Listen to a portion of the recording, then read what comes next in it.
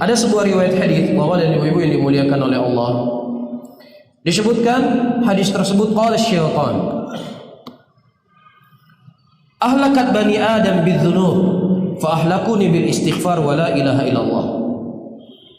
Bani Adam itu celaka dikarenakan dosa-dosa mereka, dan aku dihancurkan dengan istighfar dari dosa yang mereka lakukan. Jadi ketika kita berbuat maksiat, ketika kita berbuat dosa, ini kehancuran bagi kita. Namun ketika kita beristighfar dan bertobat dari dosa yang kita lakukan, ini menyebabkan apa? Kecelakaan bagi syaitan.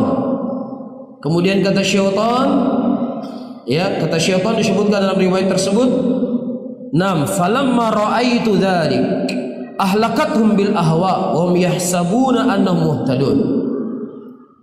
Nah, ketika aku melihat mereka berbuat dosa dan maksiat, dia bisa beristighfar, maka aku mengalihkan mereka kepada sesuatu yang lainnya supaya mereka tidak bertobat dari perbuatannya itu. Apa itu? Bid'ah. Aku goda mereka untuk berbuat bid'ah. Aku menggoda mereka untuk berbuat sesuatu yang tidak pernah dicontohkan dalam agama ini, tetapi maksud dan tujuannya untuk beribadah kepada Allah. Disitulah hancurnya mereka dan aku tidak bisa dikalahkan. Hadis ini, saudara-saudara kaum muslimin dan muslimat, adalah hadis yang dhaif. Bahkan dihukumi oleh para ulama dengan hadis yang palsu. Di antara yang memalsukan hadis ini Ibnu Katsir rahimahullah dan juga Syekh Albani. Namun dari sisi makna, riwayat ini, ucapan ini adalah ucapan yang hak, dan ucapan ini sering diucapkan oleh Al-Imam Ibnu Qayyim rahimahullah. Namun kita tidak boleh menisbatkan itu kepada Rasulullah SAW. Bisa difahami ya? Tetapi dari sisi mana benar. Seseorang ketika dia berbuat dosa berupa zina misalnya, dia tahu nggak apa yang dia buat itu dosa? Dia tahu. Ketika dia tahu apa yang dia buat itu dosa, ada kemungkinan untuk dia bertobat. Ketika dia mabuk-mabukan, dia tahu nggak kalau mabuk-mabukan itu dosa? Dia tahu ini akan membuat dia untuk bertobat. Iya. Orang tahu nggak kalau seandainya orang makan riba itu dosa? Tahu. Maka banyak saudara-saudara kita yang tadinya kerja di tempat-tempat yang itu masih berbau riba, masya Allah banyak di antara mereka bertobat, keluar dari kerjaannya. Kenapa? Karena tahu itulah dosa. Tapi ketika perbuatan tersebut perbuatan bid'ah, iya, yang dibungkus dengan ibadah, sulit seorang untuk bertobat. Kenapa? Karena dia meyakini apa yang dia buat itu adalah apa? Kebaikan. Allah menyebutkan dalam Al-Quran, alladzina dhalla sa'yum fil hayatid dunya wa hum yahsabuna annahum yuhsinuna sun'a. Dan orang-orang yang mereka telah sesat kehidupannya di dunia ini, dia menyangka bahwasanya apa yang dilakukan itu adalah apa? Kebaikan.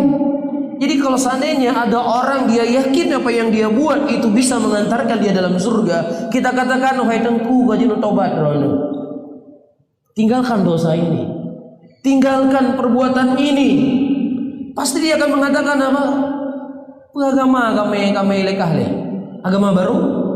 Kurang berzikir kah anjir? Muslawat enggak boleh, berdoa enggak boleh, memuliakan orang meninggal enggak boleh. Kan itu kesimpulannya. Sulit orang bisa bertobat. Maka kata Nabi SAW, la yaqbalu taubata 'alal bidah hatta yada bid'atahu. Seseorang itu, pelaku bid'ah itu tidak diterima taubatnya sampai dia meninggalkan kebid'ahnya tersebut. Kata ulama, orang pelaku bid'ah itu kebanyakan mereka tidak diberikan taufik. Sulit kalau kita ingin berdebat kepada orang yang mereka berbuat maksiat. Sulit kita nasihati mereka. Karena pasti mereka berkeyakinan apa yang mereka buat itu adalah kebaikan. Tapi kalau seandainya kita ngomong kepada pelaku dosa dan maksiat, dia mengatakan apa? Saya tahu dosa saya tahu apa yang saya buat dosa, saya tahu, saya paham. Tapi saya belum dapat pekerjaan yang layak. Istri saya belum setuju. Orang tua saya belum setuju. Pasti ngomongnya seperti itu kan? Ya enggak? Ya, saya sulit berhenti dari merokok misalnya. Karena memang sebenarnya sih pengen berhenti merokok, tapi sulit sekali saya tinggalkan, berat sekali. Tapi kalau pelaku bid'ah ada nggak dia ngomong, ya saya sebenarnya suntuk sama bid'ah ini, tapi ya mau gimana lagi? Ada. Pasti dia akan semakin semangat. Dia akan semakin semangat.